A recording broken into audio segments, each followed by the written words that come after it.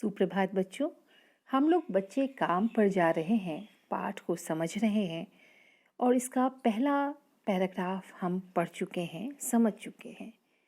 राजेश जोशी जी जो इस पाठ के कवि हैं और जिन्होंने इस कविता की रचना की है, उनका दर्द भरा स्वर हमें देखने को मिल रहा है। बहुत ही मार्मिक है उनका वर्णन। इस कविता के माध्यम से वह सरकार पर, देश के शासन प्रशासन पर सवाल खड़े कर रहे हैं। उनके अंदर का दर्द, बच्चों के प्रति भावना निकल कर आया है।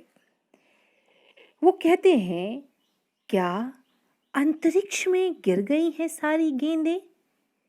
क्या दीमकों ने खा लिया है सारी रंग बिरंगी किताबों को?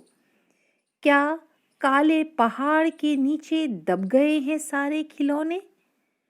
क्या किसी भूकंप में ढह गई हैं सारे मदरसों की इमारतें? मदरसों, उर्दू स्कूल या पाठशाला जहाँ पर मुस्लिम बच्चे शिक्षा ग्रहण करते हैं। क्या सारे मैदान, सारे बगीचे और घरों के आंगन खत्म हो गए हैं एकाएक? अंतरिक्ष का मतलब आकाश।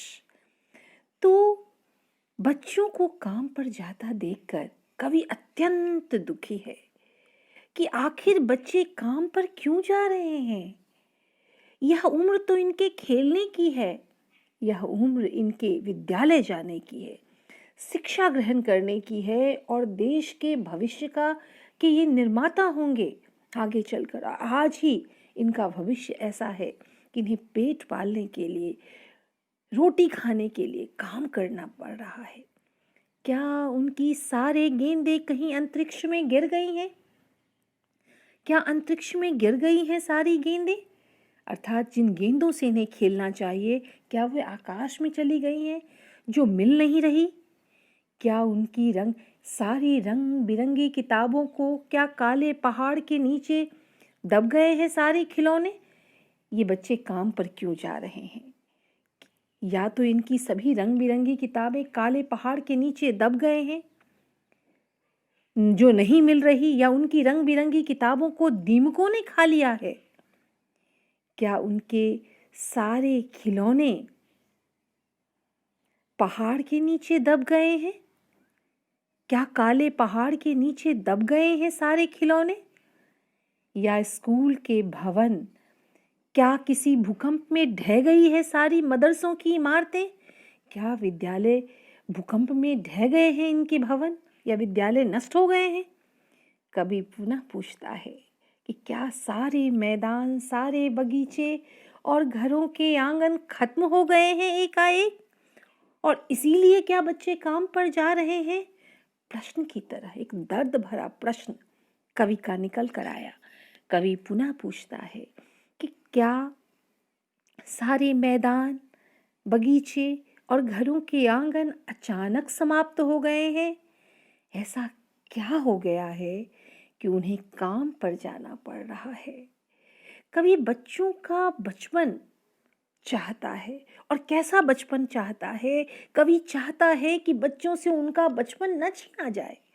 बच्चे पढ़ लिख कर सुयोग्य तथा खेल कूद कर स्वस्थ नागरिक बने। इसके लिए वह चाहता है कि बच्चों का बचपन खेल खिलौनों से भरपूर, रंग बिरंगी किताबों से युक्त हो।